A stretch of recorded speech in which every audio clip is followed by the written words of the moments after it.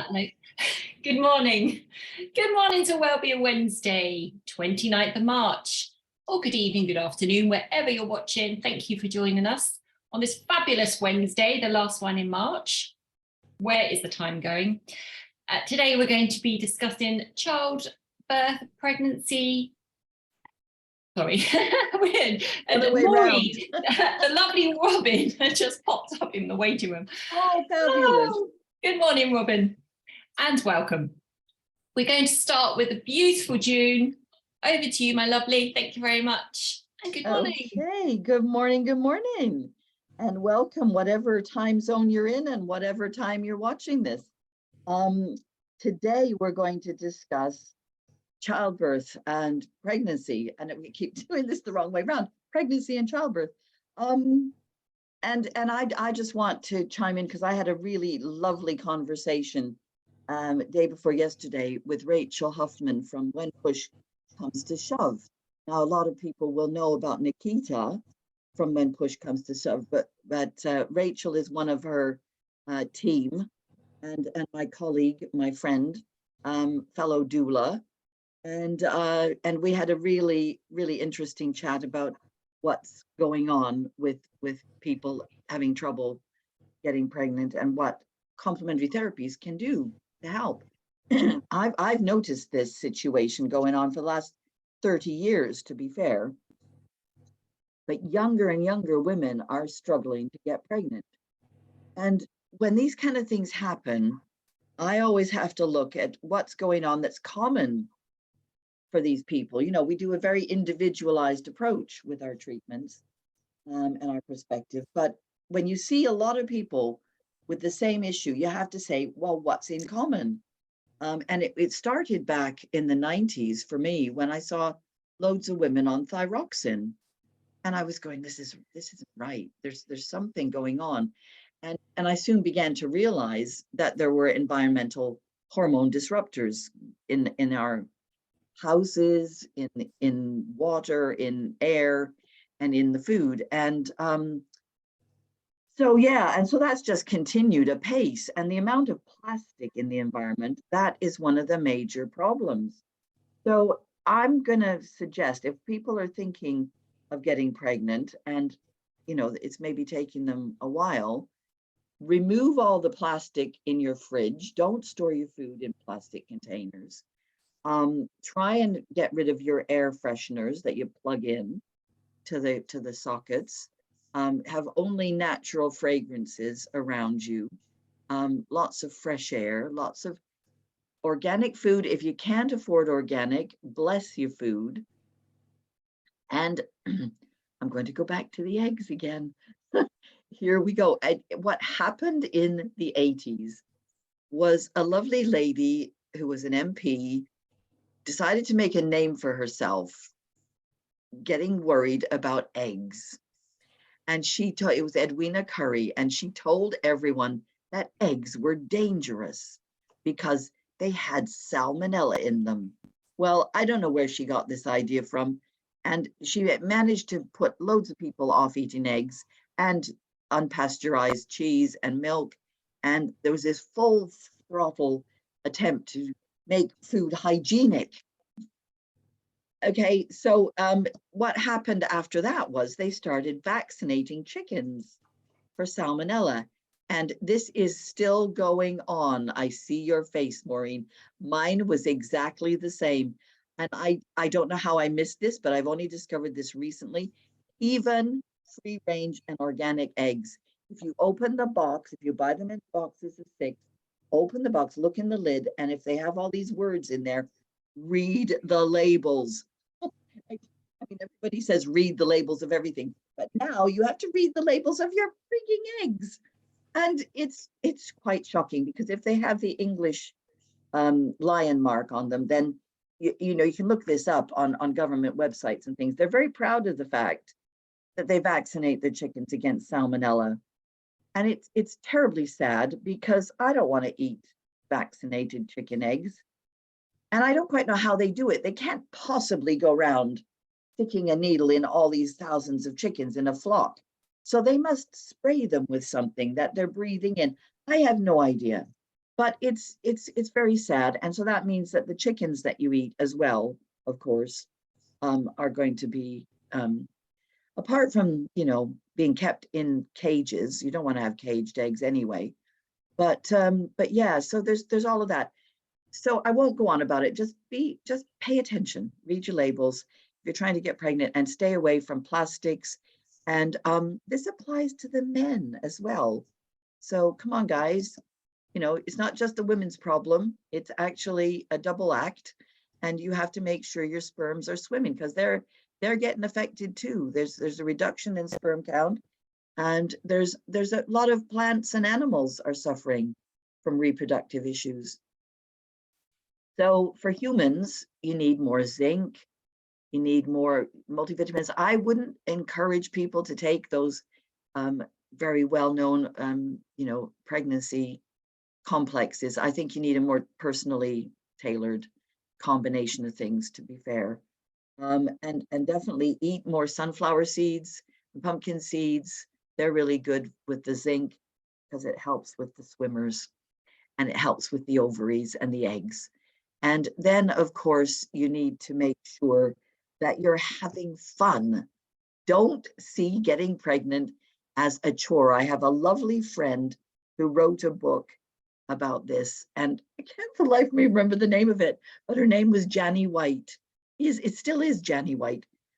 She's a fellow Canadian. She's moved back to Canada now. She was working in London for the longest time. And she wrote a book about the passion of getting pregnant, which was really, really great.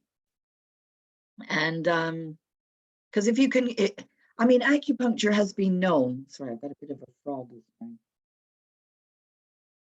Acupuncture has become known for being really helpful alongside IVF.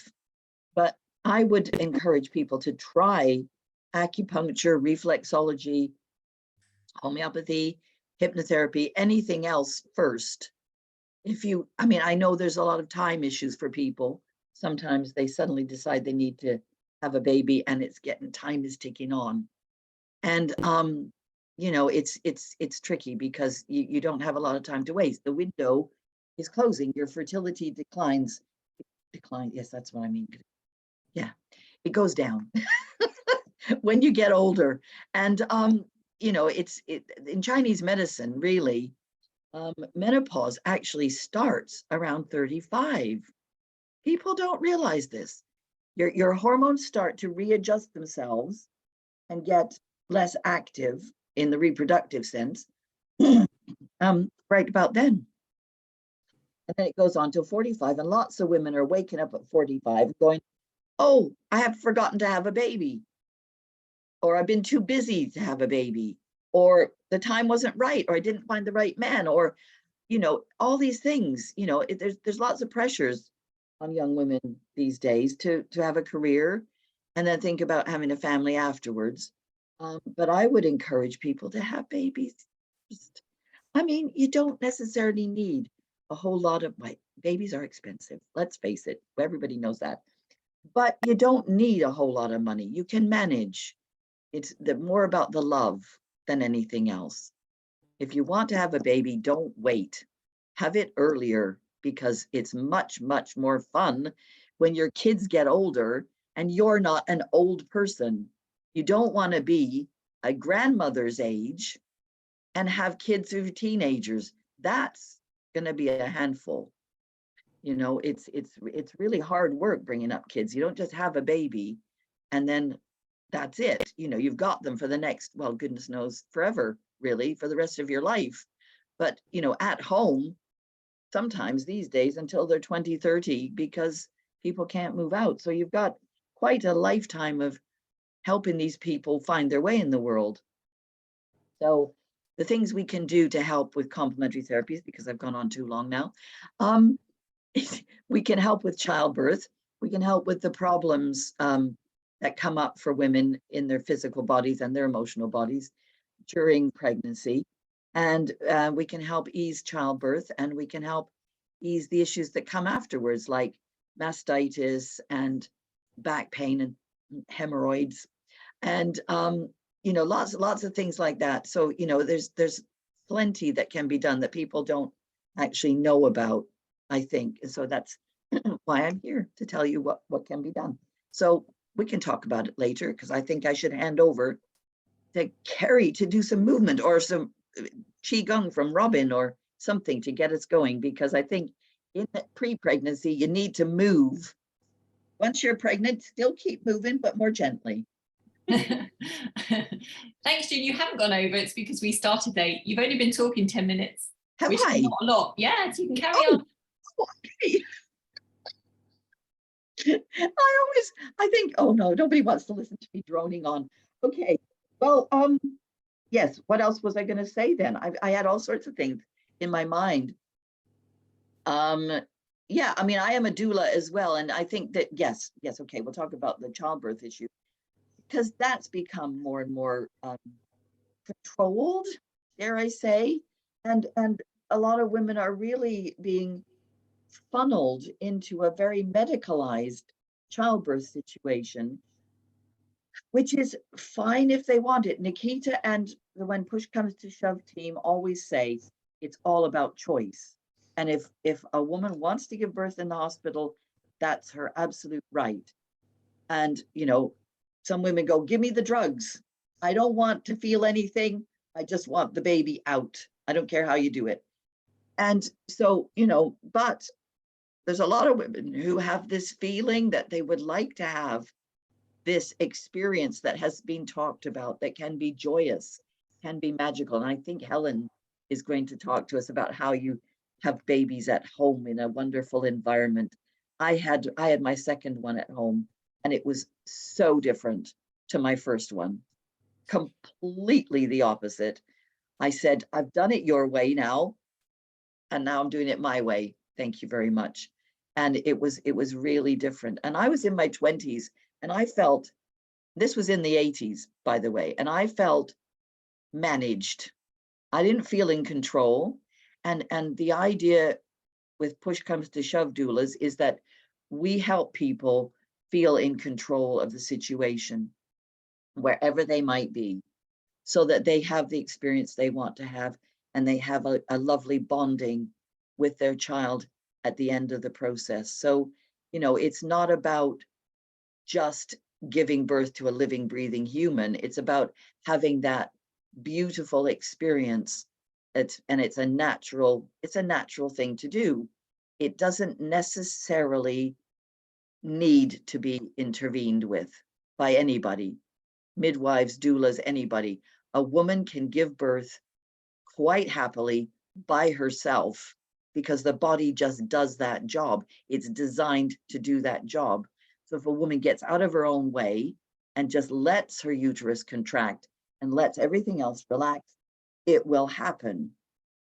And then other people maybe need to be there in case something goes wrong. But once you start expecting a problem and trying to manage things, that's when this sequence of events ends up happening. So you start with induction, and then it starts being too fast, and the woman doesn't feel in control, and then the baby gets anxious because the mom's anxious. And, you know, they're very much one thing, one being, really, until the baby comes out. And in fact, in Chinese medicine terms, the baby is still in the mother's aura for the first 4 years. And so, you know, they're not really, even though the umbilical cord might be cut, there's still this invisible cord, I always say, that connects you to the child, well, forever, but it gets a bit sort of stretched out as they get older and further away, and all those kind of things. But yeah, no, definitely they're inside the same energy field for a very, very long time. And, you know, there's an amazing, well, there's so many amazing videos on Instagram now of women who are so brave and fearless putting their births online. It's just awesome, because they're inspiring other women. And there's this one in particular of a baby crawling towards the breast to have its first milk. And they do that if they're left alone. They come out, they're put on the mom's tummy, and they push with their little feet on the mom's tummy. And that helps the uterus continue contracting so that the placenta can be delivered. How amazing is that? And then, of course, breastfeeding continues to help with those contractions. The placenta at this point should still be connected to the baby. There should not be this, pull the baby out and cut the cord. No, no, no, no. Not unless there's a real serious reason for this, okay? There's sometimes that does have to happen, but mostly it doesn't. And then the cord can just gradually stop delivering the amount of blood, because there's a third of the baby's body blood still in that placenta. And if they get cut off from that, they're starting off life blood deficient. In our terms, we call it blood deficient. You could call it anemic. I mean, I don't know whether they check for these things, but I imagine that there's a lot of babies who are in shock because that happens. And the first breath is so important as well in terms of all the diaphragms and that, but that's a whole other story. And I think Wendy's going to talk about some postpartum work that she does. So I'll stop there, but yeah, little nuggets of information for people to have a think about on a Wednesday morning. Thank you. Thank you, June. Thank you for all that lovely information.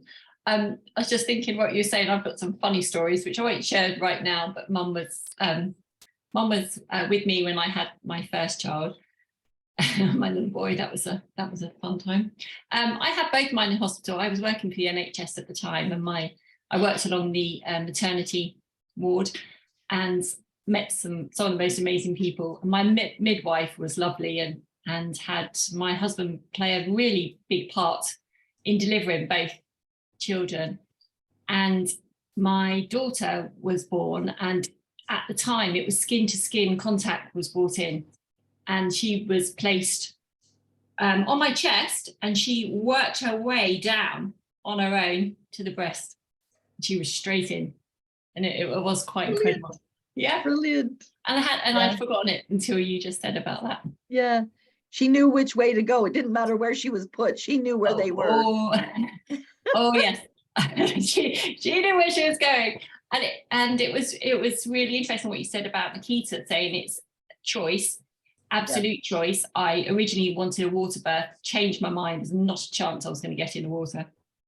But my experience in hospital both times was very positive. But I had the most amazing, probably old-fashioned midwife, and she turned both babies as well during labour, because despite trying to scrub floors and do whatever else, they were not coming out the right way.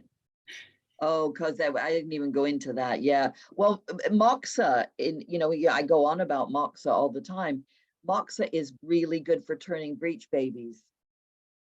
It's a very specific technique, so you need an acupuncturist to help you do it, to teach you how to do it, but you can do it at home for yourself. And there's a lot you can do to position the baby, but yeah, sometimes they will do what they will do, and sometimes they're determined to come out in whatever way, apart from the cesarean. I don't think a baby would choose a cesarean operation, but that is major surgery, and people kind of don't treat it with the seriousness it deserves. And you can't just jump up after that and run around. But again, Moxa is really good for helping recover from the scar issue. I went into hospital with my first one because my mother-in-law was the sister on the ward. She was the matron. She was in charge, and her first grandchild, everyone was like, oh my God, we've got to look after this. But in that way that was like, no, managing. And I realized once labor had started, this was a terrible idea. But my son was stalwart. His heart was fabulous all the way through. He was really good. But and my daughter was born at home. I was in the bath quite a lot, which was lovely. And I walked around the block, and then and he was asleep in the other room. And then he came in to see her after she came. Yeah, it was magic, really magic. Oh, we could talk about this all day, couldn't we? Just before I get you moving, we're going to hand over to Helen. Just wonderful, wise Helen. Going to give us a little bit of information. That will follow beautifully. Yes, because I'm sure she has some wonderful stories to tell. Morning, Helen.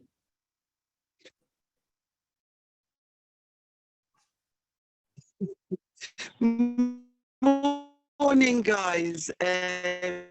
Sorry about my tardiness, my internet cut signals. I had all 4 children of mine at home, and I thought I'd just share that experience.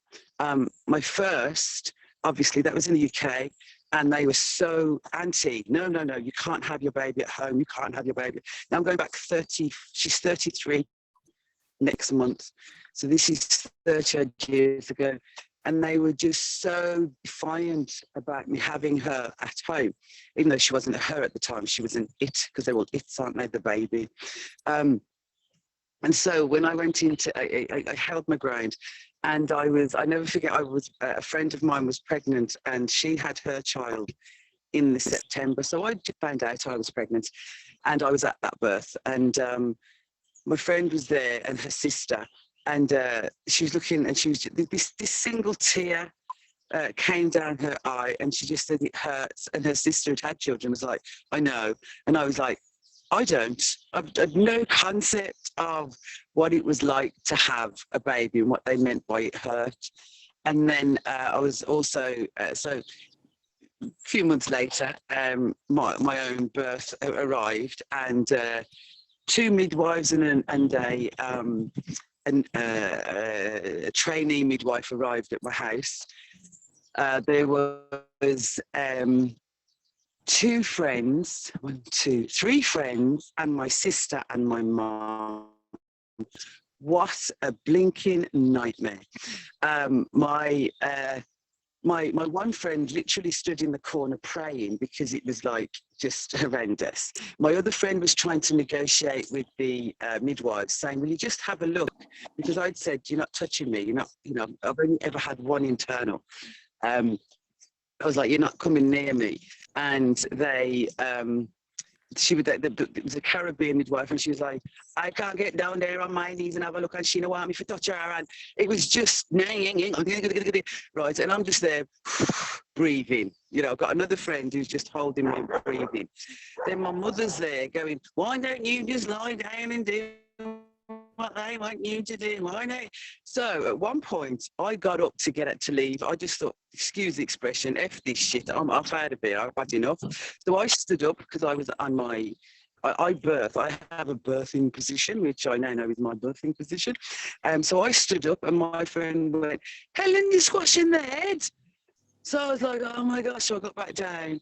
And then I said, they were all in the background giving it loads. My mum was trying to be on the side of the midwives, because the midwives were going, oh, if she does this and that. And my other friend was just standing there going, oh Lord, literally praying.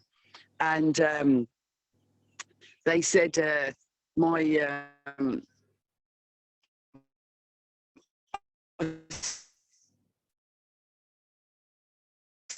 my friend who was holding me, one of my friends was holding me as I breathed. She was completely focused on me. I said, tell them I'll lie down after this contraction. So I lay down. My mum dived over me like a sumo wrestler. And then I kind of spread my legs, and the midwife went, I like the baby there. Right? So the next contraction, I just thought, I've had enough of this. This is coming out. And I just pushed, and the baby came out, and there's just nothing like it. She was perfect in a pregnancy, to be fair. Backache, thrush, yeah, those are my things. When I get pregnant, I get backache and I get thrush. And so, and lots of head stuff fit. Being in my arms that just went clear, like, I was able to feed her, which was just wonderful. It was just wonderful. And that was my beginning. So my second birth, I was in my own home, and I thought, no one is. I told my mother at that time, you'll never be at another birth. You'll never be at another birth. Just won't happen. So the second one, the midwife, I got to know the midwife. She was a beautiful woman. And that relationship, whether it be your doula, your midwife, whoever is going to support you, to really learn to trust them and to have a lovely dialogue with them, just so very, very important. So my second was my boy. I didn't know it was a boy at the time. And I was in my house, and my stepmom, I've got a few mums. I've only got one biological, but I've got a few. So my stepmom and my sister were in the house at the time, and my one friend, and I was in labour, and it was quite funny because I phoned my midwife, and she was, "Are you in labour?" I was like, "Yeah, I'm in labour." So she came in the middle of the night, and she was like, "Oh, you're not that far gone. Can I have a look?" And I was like, "I don't think so. You know that's not going to happen." So anyway, I decided to eat Black Forest gatto and loads of things.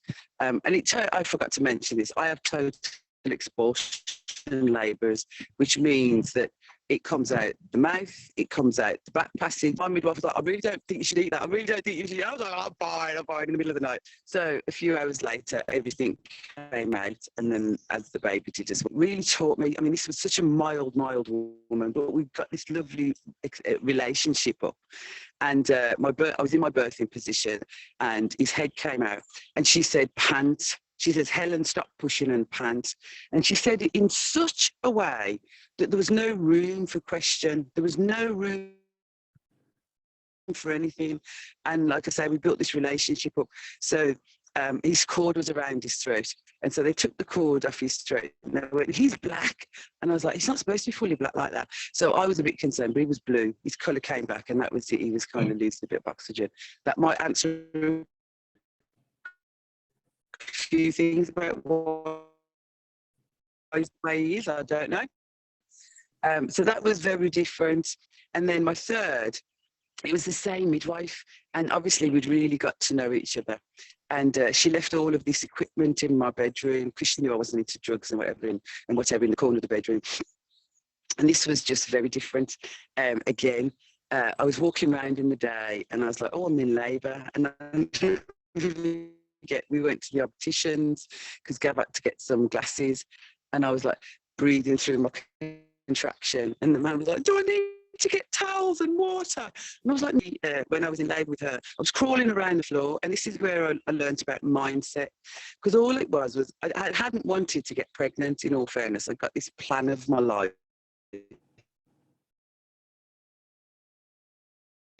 and I got pregnant, and I was like, "Oh shoot, that's going to put the kibosh on it." So I was literally crawling around the floor going,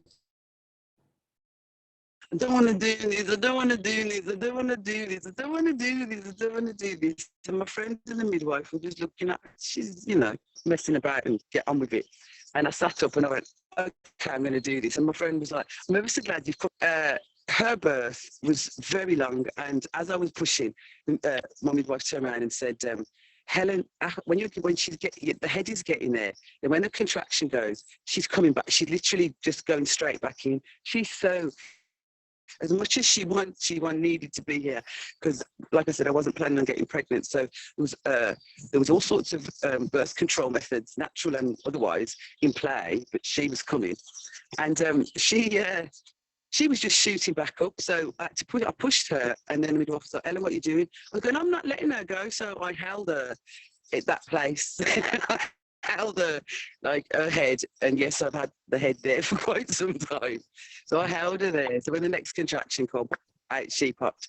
And after, I made the mistake of asking my husband, very visual man, and I said to him after, "Oh, what was that like?" And I was expecting this was, "Oh, it's beautiful, it was lovely," and all of a sudden the life was there. What I wasn't expecting was, like, "Wow, you were there." Then this green shit came out, and she kind of flew out and all bloody and ran up your back, and then it was just so graphic. And I was like, "That's enough. Thanks very much. I don't need you to be telling me anything." And then he was, so I never ever asked him again. But I did learn about head's mindset. So on my fourth one, I didn't have a midwife. That was in England, in Ireland. So the first three were born in England, and they don't like home births in England. They really don't. They don't like them in Ireland either. They don't like them anywhere. So the fourth one, I didn't have a midwife till I was 8 months pregnant, because they kept saying, "No, you can't, you can't, you can't, you can't, you can't, you can't, you can't, you can't." And it was quite an interesting one getting pregnant in Ireland, because it was the first time that they didn't ask me I remember going for an appointment, and they never said, are you keeping the baby? Do you want an abortion? It wasn't an option in Ireland at the time. And I went, are you not giving me that option? And they were like, you don't have that option in Ireland. And I was like, oh, okay. So that, I found that quite interesting. So anyway, I didn't have a midwife because you have to have it privately. But my head was in a completely different place. I was far more, knew that it was about my head, knew that it was about a oneness of body. I always trusted my body that the baby would come out. Either way, it's never going to be as simple as when it goes in. So I was going to so I met this woman when I was about 8 months, and she was like, okay, la la la, and I was like, yeah. And so I just carried on, and I did exercises, and people often tell you to push as if you're having a big doopy, and I'm like, no, because you're gonna get piles. You need to just allow your body to do what your body wants to do. And I had one friend in between all of these children. I'd attended other births, and they were just so amazingly beautiful. And I'd attended a hospital birth, which was just completely taken over, wired up to a machine, injected with all sorts of things, and it was just horrendous. But I was quite good. And then I had my friend travelled over with her children to be my final child, and she's my final child. I got my head in the right place. I was drinking, and raspberry leaf tea, I absolutely have to recommend raspberry leaf tea. I had it with which one did I have? I had it with two of them, and I didn't have, I had it with my first, and I had a 3.5 hour labour. I had it with my fourth, and I think I was in labour for about 3 hours again. My second and third, there was a 24-hour labour, and another 24-hour labour. So I highly recommend raspberry leaf tea for getting your body as well and helping your body. So I was drinking my raspberry leaf tea.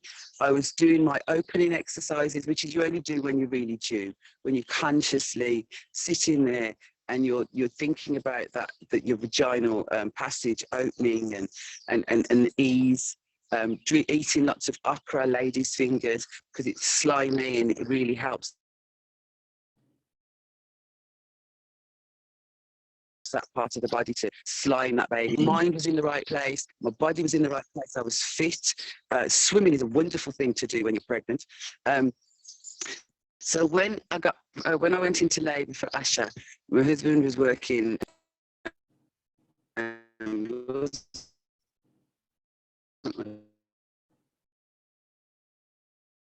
was like, it's another false alarm because Salome had taken so long, and I was in and out labour. And he went, no, it's not. And I said, how do you know? He said, okay. And then the midwife arrived.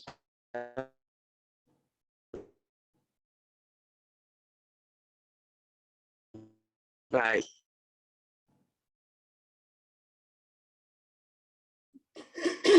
8:30, I think it was, in the morning.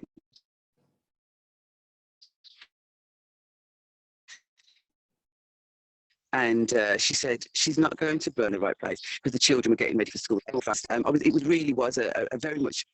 And the children came in, said bye, and they went to school. And she fell out. And then before they got to the end of the road, my friend was calling them back to come and meet their new sister. And she was perfect. There wasn't a blemish, there wasn't a birthmark, there was nothing upon her at all. And all the rest had got little birthmarks here and there. But it was such a different experience with my mind and my body, and that preparation and knowing and trusting that my body would do what it needed to do. So those are my my own personal birth experiences. So, and I think it's so important for you to be in control, for you to have what it is that you want, and to get your head in the game, to be confident in your body, to help your body by feeding it the right things, and just helps your placenta come right.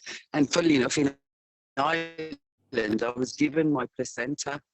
We're in England, they take them off, and I don't know what they do and what they use them for, but I really wish they'd have given me.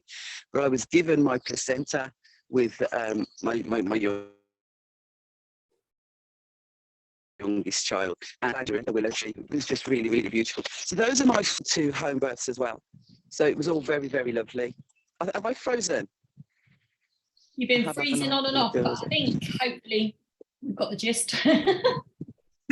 Yes, basically, take care of the body, take care of your mind, get your mind in, get your head in the right place, be at one with it all. On my 3rd, like I really was struggling at one point, and I said, oh, what happens if I have something? And my midwife actually turned around and she said, if you have something, you will lose your connection to your body, whether that had been gas and air or pethidine or whatever it was that they offer. She said that I would lose that connection to what my body wanted to do. So I didn't have anything. And breathe. I can't breathe. Focus and breathe. So yes, there we go. How to have babies at home. Just cut your leg and hope for the best. Get some Black Forest Gatto in. I wouldn't recommend the Black Forest Gatto, to be fair. I'd say keep that one out the way. I never ate at another birth, that's for sure. I made sure that there was as little as possible in there. And Asha, fully enough, even at the that total expulsion thing of it, it was far more, it was gentler. Everything was gentler once I got my head and body together as one, and I was in. And the beauty of being in your own home, you get out of bed, you get in your own bath, you get back in your bed, you feel far more empowered in your own home. So I would recommend home. But pregnancy as well, the food that you eat, everything about it, just kind of, one of the things that I got a lot of was, oh, the baby, oh, the baby, oh, the baby. And I was like,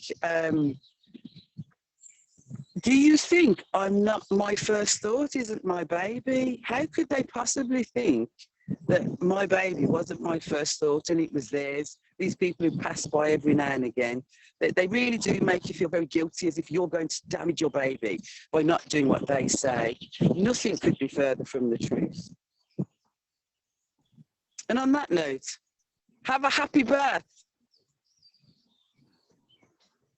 Thanks, Helen. Can you still hear me? Yeah, I'm going to mute you. Yeah. Okay. Okay. Sorry, Maureen, my lovely. If it's okay, can I hand over to you or June? We've had a little bit of problem with my neighbours, and I've got to call an ambulance. So I'm going to hand over if that's okay. I just need to share. I know, it's okay. I'm just going to make you host. Is that all right, Maureen? Yeah, absolutely. Fabulous. Cool. And thank you, everyone. I'll leave you in the capable hands of Maureen and the lovely ladies, and I'll catch up with you later. Fabulous. Bye. So, and good luck. So welcome now to a different aspect. So we've looked at the physical, and now I'm going to look at the mindset. Now, I've been doing what I do now for nearly 20 years, and over the time, I've worked with ladies who, on the challenges of getting pregnant, the fear of loss in those early stages, or the fear of repeated miscarriage, the morning sickness, sometimes sadly the loss, the anxiety and the fear for birth that can start incredibly early, the pain at birth, the physical pain, post-birth emotions that could be incredibly overwhelming, as well as postnatal depression. And so there's an awful lot that we can do that stems from the mind, and we want to consider that as well, both from getting pregnant right through to post and looking after the child. An awful lot of ladies can be very good, very skillful at creating stress, anxiety, and tension. Of course, the world triggers it. The world presents what it does, but we can get too good when it's not actually necessary. And as June mentioned, the baby is connected to the mum at all times. And we're told that every single cell talks to each other. So everything that's going through the mum's mind is communicating, because that's the law of science, that's the law of biology. So we really want to be making sure that our mental space is in the right place. Our happiness space, I prefer, let's call it our happiness space, is in a good place. And an awful lot of people, another aspect that continually comes up in my work is that initial thought when the mum becomes aware that she's pregnant. Now, because it is a magical moment, and for some mums it's like, oh my gosh, it's so fantastic. Others, it's not quite the right timing, or actually maybe not even wanted. So I know, for example, that I was probably not wanted. My mum would never admit it, but it's like, come on, mum, look at the reality. That just wasn't useful in your life.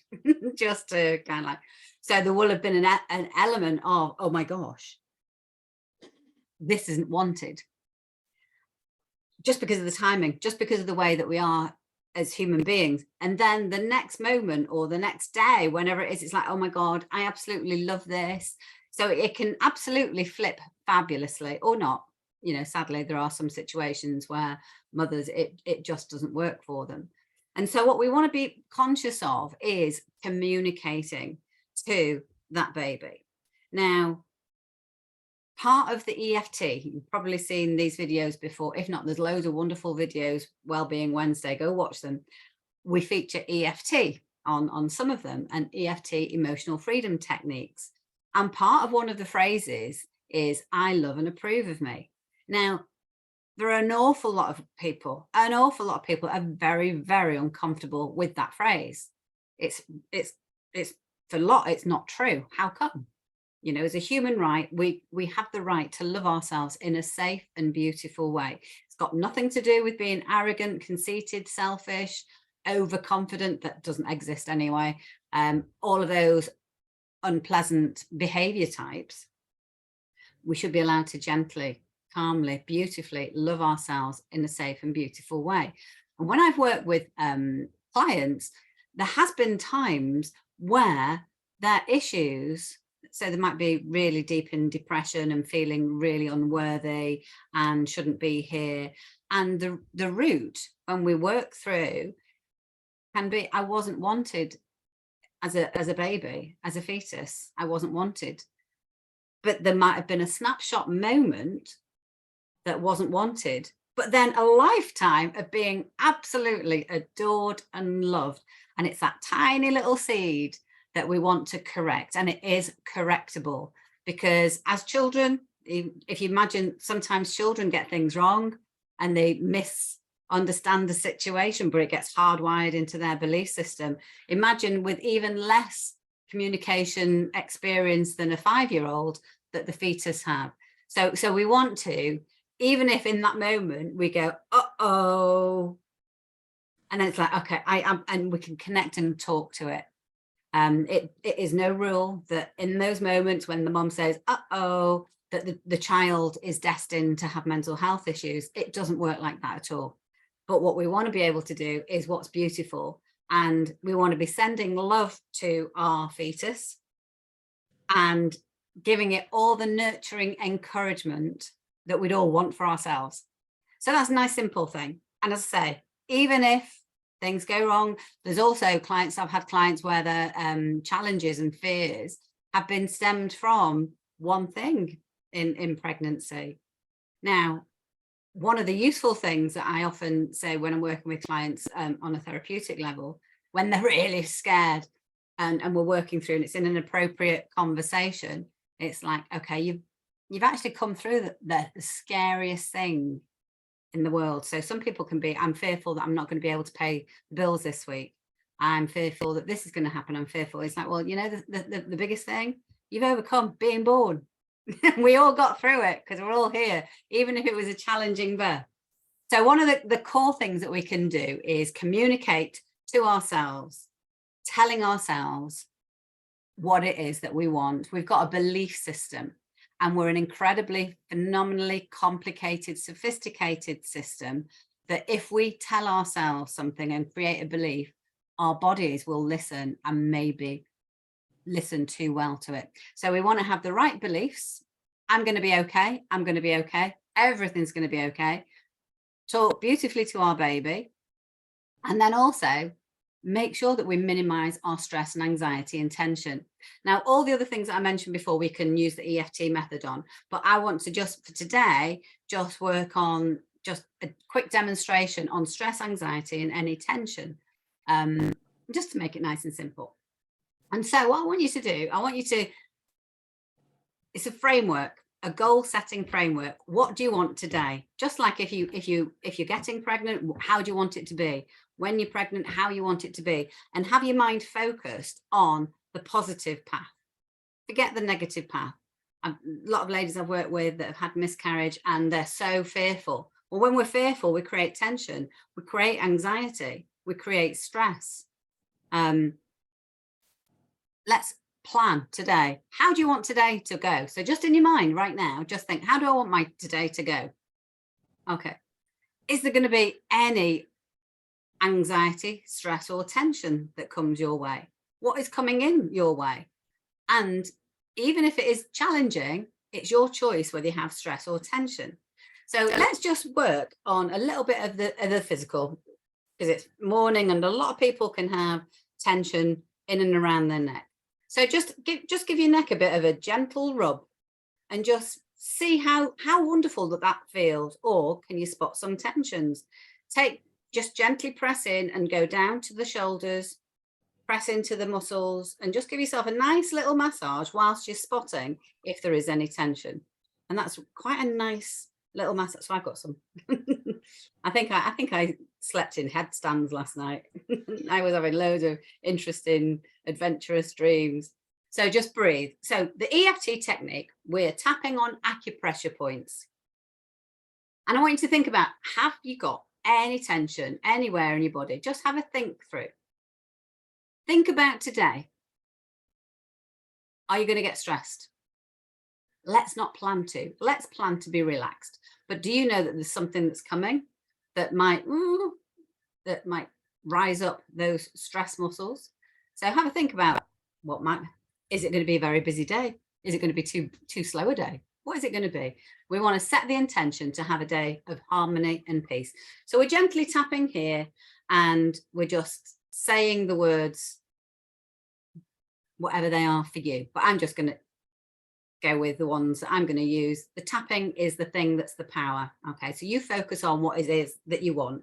So think about your tension and anxiety. So I'm just going to take my head to the side. Oh, I can feel on this side a bigger stretch. So I'm going to work on that tension. So even though I have this tension,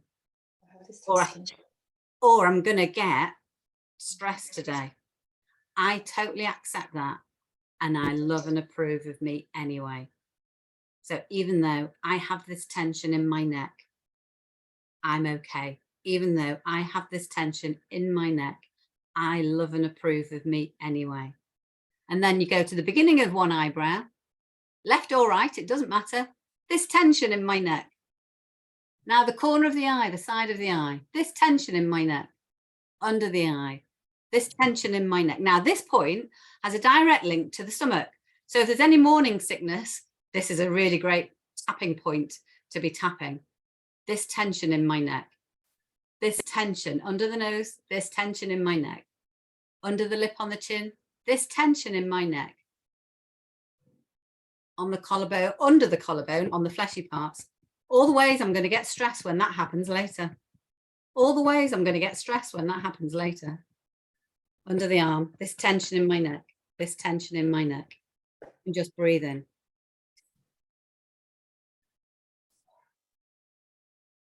And just see what happens. So if you were working with a body part, just see how that changed.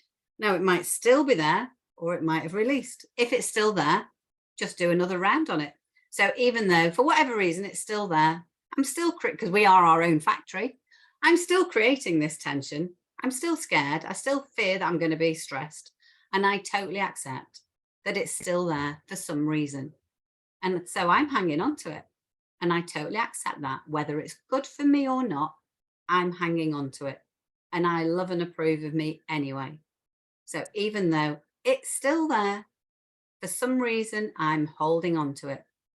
Even though it's safe to let it go, I love and approve of me anyway. It's still there. All the ways it's still there.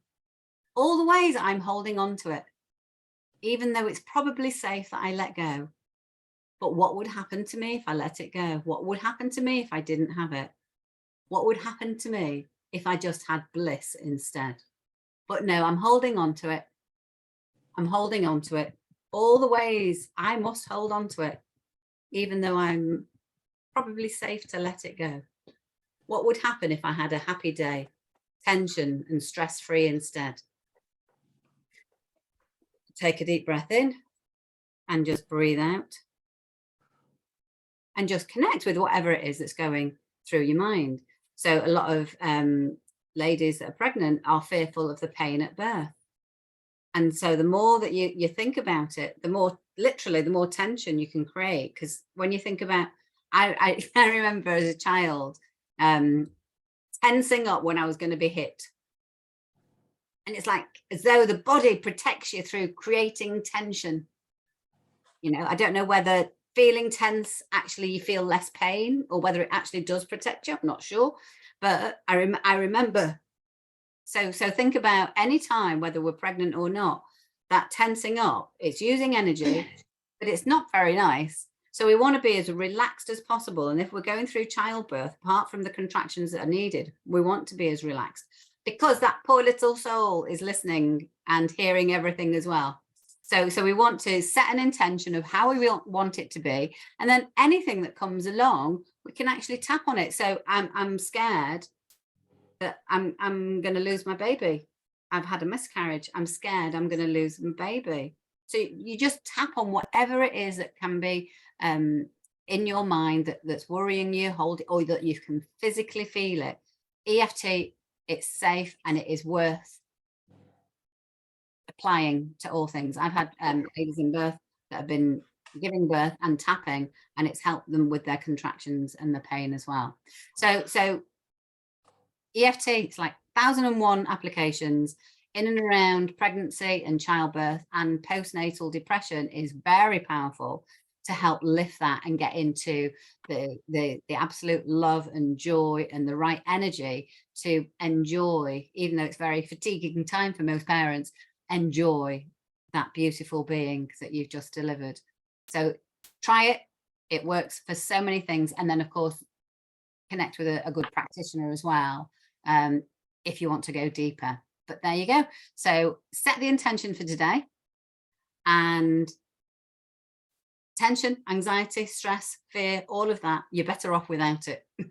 Your logic will take you through. So let's just shake off our shoulders. Let's just shake. Let's just move our spines and just get the energy going. Okay. And whether you believe it or not, put your hands on your heart, and just for the moment, just if there was a colour of unconditional love, send that colour. Have you got a colour, June? Yes. I unmuted myself and I made a mistake. Oh, I love that. It was lovely. I love it. You can interrupt all you like, June. I just love your voice. So whatever that colour is for unconditional love, breathe in and send it into your heart. And just let it flow around every muscle, every cell, every part of you. Just breathe and just send that unconditional love to fill every single cell and allow it to flow through every single cell.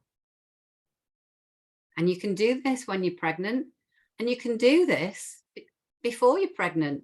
You can put your hands on your belly and just send unconditional love into that fetus or into your ovaries, into your pregnancy toolkit.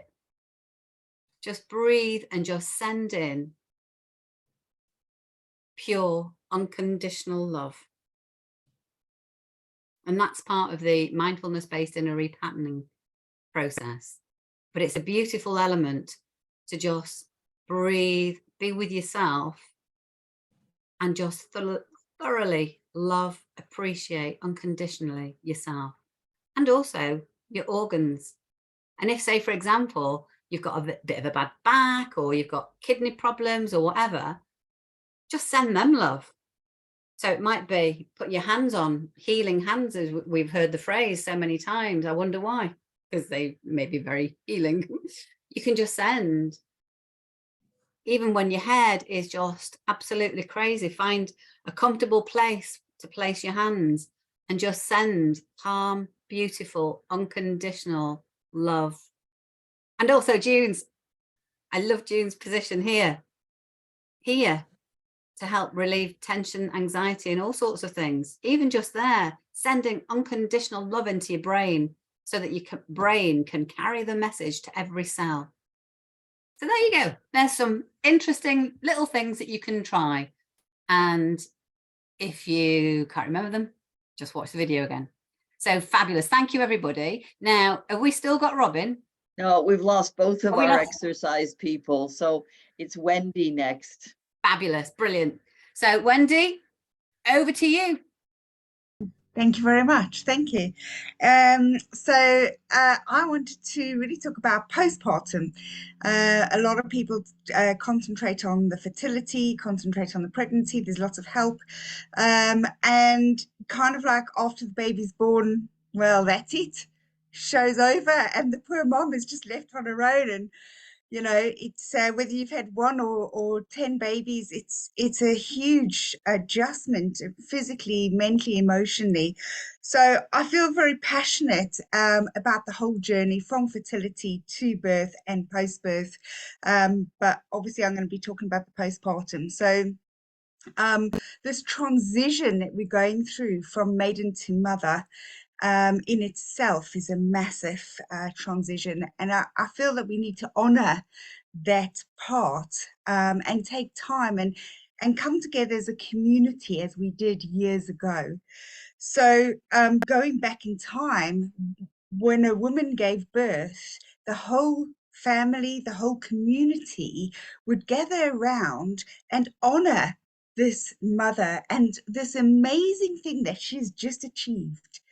And for 40 days, normally postpartum, they would just pamper this new mother. And they would do that through special massages. They would do that through using a rebozo. And I'm going to talk more about a rebozo. I'm just going to show you. This is a material or a scarf. And each culture around the world has a different name for this material that they would use and how they would use it. And that's like probably a whole program on its own. I have 101 uses for a rebozo. Which incidentally is a Mexican term for shawl, which is how I learned it. They would do a special technique called closing of the bones. So when we are giving birth, obviously everything is open physically, but also emotionally. We are draining all of our energy. We're giving everything to give this life. And so it's really, really important to make sure that we have some special massage on your belly and using this scarf, the rebozo, to wrap the bones and pull tight, close them again, bringing you back into your own energy. So, you know, because you're still you. Sometimes we forget who we are after we've become a mum, and that's it for the next forever. You just mum, you know. How many people just call you, oh, are you so and so's mum? And they forget, you know, actually I'm still Wendy. So that's really important, bringing yourself back to who you are so you can be your best mum ever. Thinking about, I know Maureen, you talked about some of the postpartum depression. and sort of post-birth mindset. My own personal experience, I had to have an emergency C-section for my daughter, and postpartum, I didn't know then what I know now. I had no milk until day 15, because obviously all the drugs, so my mind and body hadn't communicated with each other, and I hadn't realized I'd had a baby, so there was no milk. So the guilt that I held for, oh, years, like 15 years, I held this guilt in my body and in my head. I mean, it's crazy. If I think about it now, I'm like, really? So I'm passionate about saying to people, it's okay. It doesn't matter how the birth is, you know, you've got a healthy baby. Please don't focus on what went wrong, in inverted commas, you know, you've got a baby and that's what's important. And then also looking at how can we as a community go back to this way of being. So obviously, you know, we're all scattered across the world. My family's still in South Africa. I'm here, and, you know, it can be lonely for many people, maybe a single mom, whatever the situation is. We really need to come back into community. And I think that's a lot of what this community and group is all about. So just focusing on that, how can we help mums, new mums? And one of the ways is it's quite common now to have a baby shower. And I feel like really strongly that we should really have a mummy shower where we can come together. You can bring a doula, you can bring a reflexologist or somebody like myself, and we can do a closing of the bones ceremony together. We can really honor that that transition, that mother, and her birth process. And I feel like that should just be like normal. Everybody should have a mother ceremony. You know, if you don't know how to do the ceremony, but you have a group of friends and you want to help your new mum on her new journey, you know, come together as a group, bring a dish to eat and a dish to freeze. So, you know, help with that meal prep. Be mindful also if, you know, if there's a partner as well, they also need to eat. If there's any other children, what might they need? You might be able to help with some housework. We should not really be doing anything. We should just rest. But how many of us, I know many people, they give birth like 10 o'clock at night and they're back at work at 8 o'clock the next morning. I was like, oh gosh. I know that sometimes things are difficult, but really, let's just go back to be nurturing with ourselves and each other. So help your friend or family member with some housework. Perhaps you might be able to offer to do a school run, or set up a club so that, you know, Monday I'll take the kids, Tuesday somebody else takes them. Maybe do some shopping for them. Just see what you can do. If everybody does their bit, it's not really a big task. So that community stuff is really important. I'd also suggest maybe seeing somebody to have some scar tissue release. So with myself, I had a C-section, and I still have issues with the scar. 21 years postpartum, and for many years through the guilt, which I can now say is silly, but I had it. I thought I deserved to have the pain that I still had with the scar tissue, and so therefore didn't really want to do anything about it. I felt that was my punishment, and so I now know, actually no. Let me help you not go through this, and go and have some scar tissue release. It makes a huge difference, and bearing in mind that also all of these muscles and tendons with the hips and uterus area all also connects to the throat. So for many years I didn't speak my truth because I was clammed up. So just releasing all of that so that you can remember who you are and what you're here for, not just being a mum, although that's the biggest role that you can ever play. Just remembering that and being kind to yourself. We talked about using EFT. Well, you can also use something called universal metamorphic reflexology.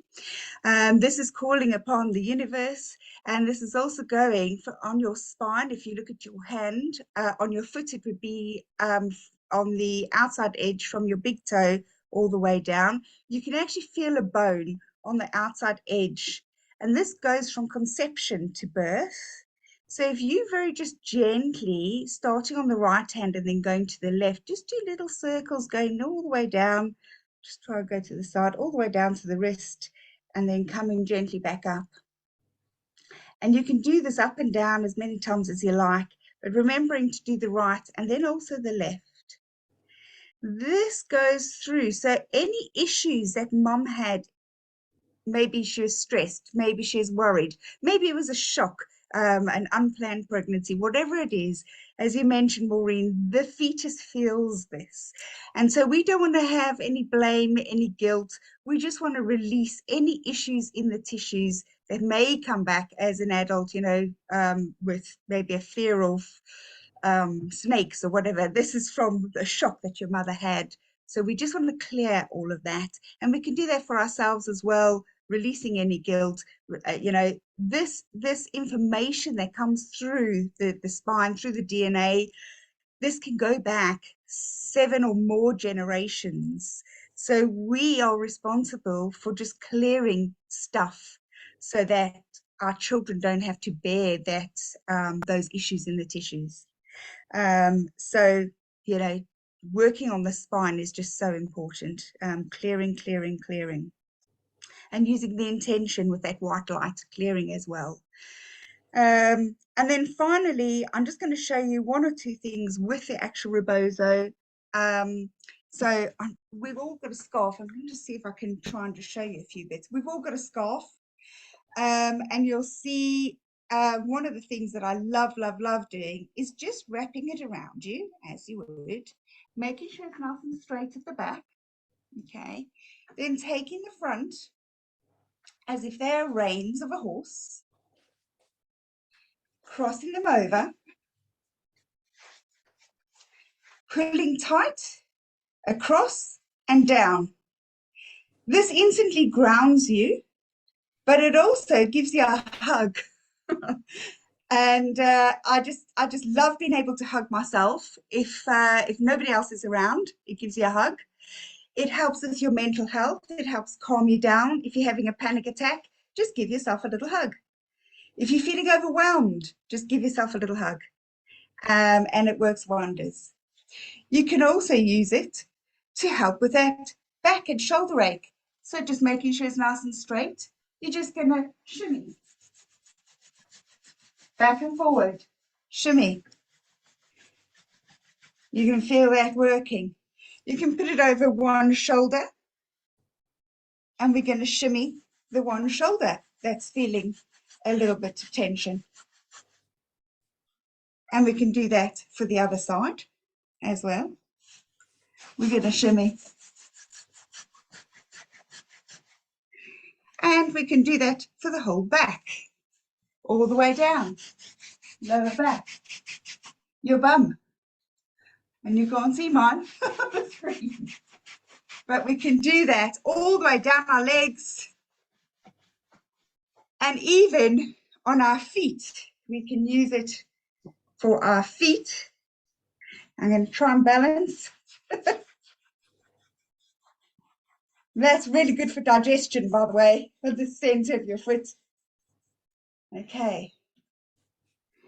So that is one of the ways that we can use the rebozo to help with pain relief, to help with tension, to just move stuff around, and get the blood flow, get the lymph flowing as well. So if during pregnancy, you can sometimes swell up, and the lymph, you can get a bit of edema, that sort of thing. This really warms you up very quickly. And then I'll just show you how to wrap the hips quickly, do this a bit more down. Not sure if you're going to see me, I'm too short on this one. But what you would do is take your scarf around your body, your sort of hips, and take it to the side. And I'm imagining that I've got a big bump here, and you can put it, you just tie a knot on the side, and you do that as tight as you feel you need to. This is giving you some support for the bump. It's also helping your hips to remain straight. And particularly if you have SPD, this is a really good technique throughout the pregnancy, but also postpartum. And the other great thing is you can put a you can put a water bottle inside, or a heat pad, either hot or cold, either in the front or the back. So not only is this good for sort of postpartum, but it's great for PMS or that time of your moon time, for a bit of pain relief. So those are some, very quickly, some techniques to use with the rebozo. This rebozo in Mexico, South America, this special scarf will be given to you when you became a woman. So when you started your first moon time, the whole community would create a scarf for you. And this scarf will take you through each phase of your life, all the way from birth, becoming a woman, all the way through to end of life. And I can use this for all of those things. So really look up rebozo. It's a beautiful technique, and it's wonderful if we can use it with a group of people postpartum, 40 days, every day, wrapping mum, hugging her, holding space, and honoring this beautiful process that we are here for. We are creators of life. How amazing is that? So I honor you, and I say thank you for bringing new life into this world. Thank you. Wow, that was amazing. Thank you so much, Wendy. Whoa, it's like the difference. That, and I was just using the cat's blanket. It was the only thing that close by that I could actually use. And even the cat's blanket, what a beautiful thing to do. Who knew? It's like, oh my God. Wonderful. Yeah, so Love simple and yet so, oh wow. Oh, there's that. Yes. Mental health. Yeah. My daughter's on the spectrum, and we just wrap it round. I just really resonate. Yeah, and it just It's helps the calm the mind. energy of that. You know, if the community have made it as well, the energy of love and good intention that's in there remains with that.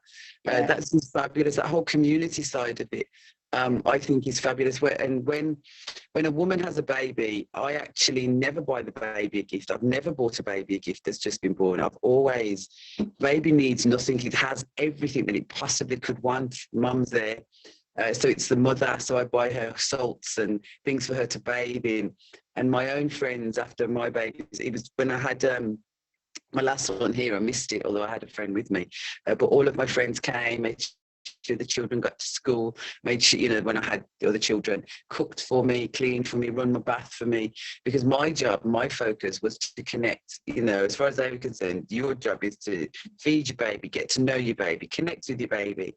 And I think that's something that's really lost in, you know, I was just very fortunate to have a group of women around me that honoured that about it, and I just loved that community kind of vibration on that, because it takes a village to raise a child, and that's the start of it, you know. So yeah. I love that, Wendy. Thank you so much. And so many memories come flooding back. So many memories come flooding back as you were speaking. Fabulous. Amazing. Thank you, everybody. And I hope you all have a wonderful Wellbeing Wednesday and look forward to seeing everybody next week. And go back and watch other Wellbeing Wednesdays. They are so full of so much wisdom, know-how that is useful everywhere in life.